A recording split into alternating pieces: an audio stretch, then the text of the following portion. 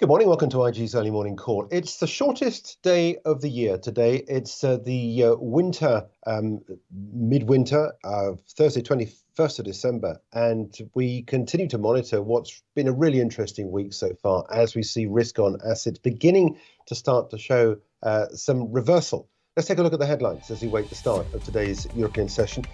We saw a late session sell-off yesterday on Wall Street, and that sudden nosedive has produced a 24-hour market indicating that we are expecting a weaker start to the trading day today, but we'll see in just a moment that there are some interesting moves in terms of some of the candle shapes giving us a drop at today's session.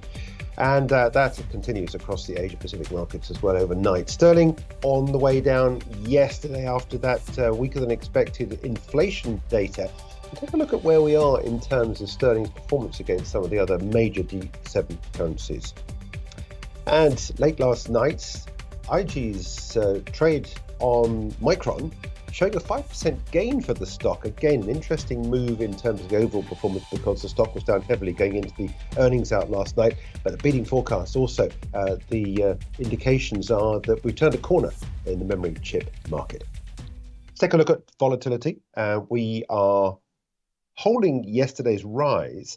That rise, I say, coming late in the session in yesterday's trade. Let me just quickly show you what happened in terms of the hourly trade, because you can quite clearly see here the move up that we saw after the close of the European markets going into the late session yesterday. And as we'll see in just a few moments' time, this has hit pretty much every single market around the world. But just going back to the daily chart, we're currently trading at 1562. Yesterday, we saw the highest print on volatility we've not seen since the middle of November. So a little bit more encouraging for us traders in terms of some of the potential moves in the markets. So let's take a look at how all this has played itself out. Yesterday, the FTSE 100 intraday yesterday, massive spike on the upside. It's the second time we've seen that in the last couple of weeks on the FTSE 100, then a pullback. Yesterday, we saw an intraday print that we'd not seen in this market since May this year. So that was a really interesting move that we saw, but it was that late sell-off. Again, going back into, let's take a look at 30-minute candles. This is where we closed out the session yesterday, this vertical dotted line here. And then at around about 7 o'clock last night, 7:30, we saw this drop in the market. And that's pretty much not too far away from where we are at the moment, 76, 76. But in fact, if you look back at the long-term picture, you can see the general trend still very much in place. And that reversal from the highs we saw yesterday, just a retracement in what is otherwise a market that continues to rise. German DAX, after having succeeded in breaking new ground to new record highs a couple of weeks ago, 5th of December, we are holding on to that, 16,667. Again, this is just a retracement going into the back end of the year. So those gains that we've seen, that so-called Santa Claus rally, really making itself felt and holding on to that. French CAC 40 disappearing below that line, that red line established with the highs, the record highs we had back on the 21st of April. We have seen those new records recently, but a pullback now on the French markets down at 75.49. Another market where we're expecting losses at the start of today's session. That's where we are in terms of some of the expectations on the moves on the European markets. Let's take a look at what happened overnight on the Asia-Pacific markets, with the Nikkei 225 down almost 1.75%. Also pressure building in today's session for the S&P 500, down almost 0.5% on the trading day today. Hang Seng Stock Index, very mixed today. When last looked, we were up just a fraction, but it really is not indicative of any particular move in the markets on the Hang Seng Stock Index. But as I said, it was really what happened late last night on what went on Wall Street, with what was ended up to be a day of losses across the board, down 1.5%, pretty much to 1.5% apiece for the major markets. And you can see if you look at what's been happening. Let's look at the 1-hour candle chart on the S&P 500. Sorry, Nasdaq, I beg your pardon, which showed that drop that we saw late in the session yesterday, 7 o'clock last night, 7:30, down at the lows, and then since has come a small clawback. But the market's not really setting itself up for a trading day of gains today. And in fact, if I go back to the 200 period candles, you can see again the way in which in the last couple of days we've succeeded in closing at a new all-time record high on the Nasdaq this week. And then yesterday's pullback came. Again, in the grand scheme of things, this is just a retracement. Technically, we are still on this wonderful rally that we've got. And so far as excuse me, technical analysts are concerned, and the longer term picture, this is still a trend in place, and you should still be with it. And if you've been locking in profits on the way up, you'll have taken a little bit of a hit in the last 12, 14 hours or so. But broadly speaking, it is a market where we are seeing a continuation of the recent rise. The record high that we saw achieved on the Dow on Wednesday last week, broadly speaking, held on to. This is the red dotted line we had with that previous record high we saw on the Dow back on the 4th of January 2022, and we're holding on to that area again, dropping yesterday's session, and we are expecting what looks at the moment at least to be possibly a little bit of a rise at the start of today's trade. So that 1.25% we saw a drop on the Dow yesterday, a little bit of that may be unwound today at the start of today's trade. But I think as we go into the long weekend across many of the global markets because of the Christmas, and then following weekend with the new year, I suspect volumes will become a lot more light, with people giving up and just basically coming out of the market, if they do come out of the market, or cementing their positions for that long weekend. So that's where things are there at the moment. Staying on the chart, just wanted to quickly update you as well on what happened with FedEx, because the company yesterday was one of the biggest decliners that we saw. Look at that massive, great big gap opened up there. We saw a poor set of earnings, we saw a poor outlook, and then in yesterday's trade, it just was absolutely the day to sell FedEx. It was absolutely the whipping boy of yesterday's session, with a massive drop on the markets in the session in the trading day yesterday. On from the close, we saw the previous day, that 12% drop in Federal Express as a result of those earnings that we saw a couple of days ago. Now, let's take a look at what's been happening in other areas of the market, because I think one of the other areas has got to be what's been going on with sterling. I want to take a look, first of all, with the numbers that we've got out in the last half hour or so. The public sector net borrowing has fallen as expected, but not by as much. We've been looking at a figure in the previous month of something like about a 15 billion deficit. This has come down to a revision. That was a revised 15 billion deficit. It's come down to 13.4 billion, but we were looking for a number as low as 11 billion. So that's a little bit of a disappointment. One of the big market moves, though, in the last 24 hours has been this weakness in sterling, driven by what's been happening in the markets as a result of that sharpest drop in 2 months because of the lower print than expected on consumer price inflation. Let's take a look at the charts for sterling. This is sterling against the US dollar. In the grand scheme of things, it is still on the way up, but yesterday's candle took us down heavily, and we're holding on to that at the moment. Now, looking at where we are in terms of some of the big moves on sterling against the US dollar, much of this has really got to do with what's happening with that weakness in the dollar. And in yesterday's session, with this drawback that we saw for sterling as a result of that CPI print, the lowest inflation now in the UK in 24 months at 3.9%. This paves the way for the Bank of England to cut interest rates next year, and that's now widely what's expected. Just a question of how many cuts we've got now built into the bag. But I don't think it's necessarily against sterling we should be watching. Against the US dollar we should be watching. It should be against other currencies, because we know that the dollar is also weakening. Look at the drop that we've seen in sterling against the euro, trading, albeit briefly, against the 200, below the 200-day moving average. But at levels there not seen since the 28th of November. And the next line to watch out for on sterling against the euro, quite often you trade euro sterling, but I wanted to do it this way around because I wanted to show you the way in which this is trading with sterling first. And you can see here from where we are at 115.49, the next line of support is at 115.17, which is a 61.8% retracement. So if we do see a continuation of this, that'll be the next line of support there to watch out for.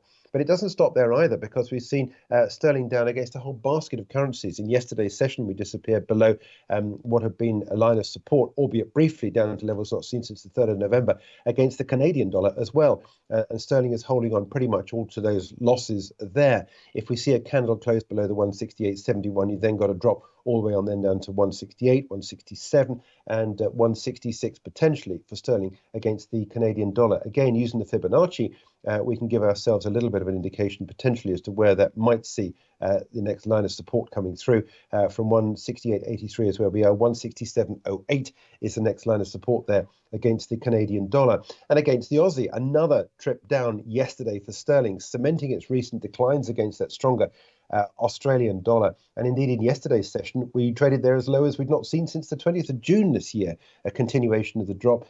My next line of support comes on down here. With that line there from the lows that we had back in April, down at the 184 level, 187.46. So again, looking potentially for a continuation of that. And just very briefly against the New Zealand dollar as well. Below this line of support at 202.75, sterling on the way down. There is a little bit of buying at the moment for sterling against the Kiwi. But again, when you trade these foreign exchange markets, it's all about two sides. So it depends on some of the fundamentals coming through for some of these other economies as to the direction of travel. But nonetheless, you get the picture that we've got relatively hefty declines for sterling over the last 24 hours because of that weaker than expected print for inflation. Now, let's move on and take a look at other areas of the market. We've got some economic data out today, which may be of interest. It's the final reading of the first quarter growth numbers in the States. We're expecting a 5.2% print. We've seen some really good numbers out really in the US. People talking about a nice soft landing in the States. I challenge that to a point, although the point is that we've got inflation on the way down. The hopes are from the central bank that inflation will continue on the downside. If we get that, then there's room for the Fed to start cutting interest rates next year. But growth seems to be holding up. Also, the weekly jobless claims looking there for 215,000 jobless claims overall week on week for those weekly numbers. Now, Micron Technologies rose around 5% in extended trade late in yesterday's session, pairing earlier losses after reporting better earnings and sales for its fiscal first quarter, as well as a stronger forecast. Let's take a look at the figures as they came through after the closing bell last night. The loss is lower than anticipated, 95 cents a share. This trend has been in place now for the past 3 quarters, from a $1.91 loss in the second quarter of 2023. Micron saw that improving to a $1.43 loss in Q3 and a loss of $1.07 in the 3-month ago period. Now, revenue came in at $4.75 billion, its largest since the fourth quarter of 2022. Now, these results reflect the beginning of a recovery in the memory chip market, which Micron's chief executive confirmed yesterday evening in his conference call. He said demand for flash storage and DRAM should keep improving next year. Supply will approach normal levels in the first half of 2024, which means that memory chip prices will also improve next year and rise further in 2025. Now, of course, the big thing for all these technology companies that are in the hardware space is artificial intelligence. And the company is expecting to see boosted demand for Micron's high-end bandwidth memory chips. Micron says it expects several $100 million worth of high bandwidth memory revenue in fiscal 2024 and continued growth of such revenues right the way through and into 2025. And that's expected to see profitability coming back for the company. Nonetheless, Micron expects losses to continue shrinking at a faster pace than analysts thought. On an adjusted basis, the company expects a loss about 28 cents per share, plus or minus 7 cents for the second quarter, compared with estimates of a loss of 62 cents per share. Second quarter revenue seen at 5.3 billion, plus or minus 200 million, compared with estimates of just over 5 billion. But as we go through into that next new fiscal year, at the back end of that, we could well get some profitability coming through. So that's what we're expecting.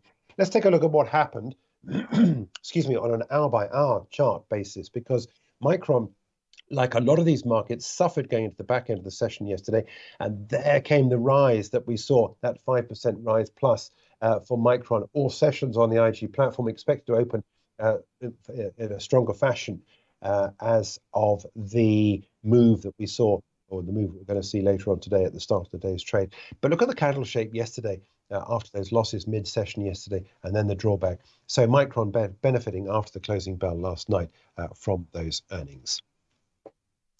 Now, talking about earnings, we've got a company coming up after the bell this evening of interest, another all-session stock. Nike expected to post a rise in revenue, but lower earnings for its quarter-on-quarter numbers. Earnings per share expected at 84 cents. That's a drop of 1.2% year-on-year. Revenue expected to reach 13.39 billion, up from 13.3 billion this time last year. As those expectations suggest, the economic environment remains challenging for the sportswear manufacturer.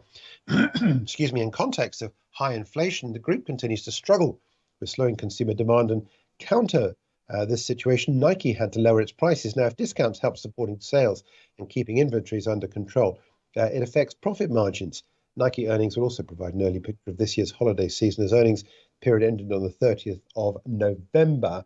But as I said, it's an all-session stock. It'll open at 9 o'clock this morning, UK time. It'll start at 121.95. In yesterday's mid-session, we were trading intraday at the highs not seen since the 11th of May this year. So a big recovery in Nike stock. So the stock up from the lows that we had back in September this year. Will that continue after the bell tonight on earnings for the company? Now, let's take a quick look at a couple of the commodities markets. I want to go first with what's going on with US crude. Up again today. We saw a drop back yesterday. Much of what's going on in the trading pattern for this is concerned about potential supply disruption because of this geopolitics around the Red Sea. And if we do get constraints of supplies coming through, that's going to likely to see us break the $75 level. We're currently trading at 74.15. Yesterday, crude oil stocks coming through from the EIA showing a rise of 2.9 million barrels last week. Gasoline stocks up, but we also saw a distillate stock inventory increase as well. So that would support a drop in prices. But because we've seen that concern about what's happening in the Red Sea, we've seen that move up recently on the price of oil. Let's take a look at what's happening with gold. Trading at 20.35, this little bit of a rally that we've seen recently, seen holding, and the potential for upside. Price target at 21.21 if you're long on gold. That was the record high we saw there back on the 4th of December.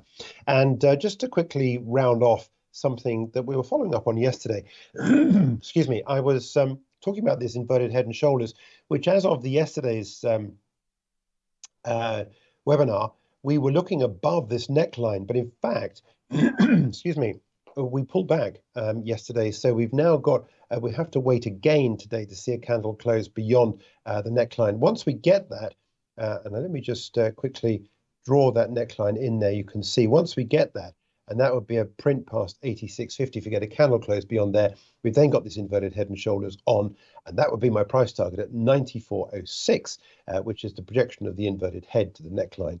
Up there, that would be the projection if you're long on this, but we still yet got to wait for the trigger because we still don't have a candle close beyond the neckline for that copper inverted head and shoulders.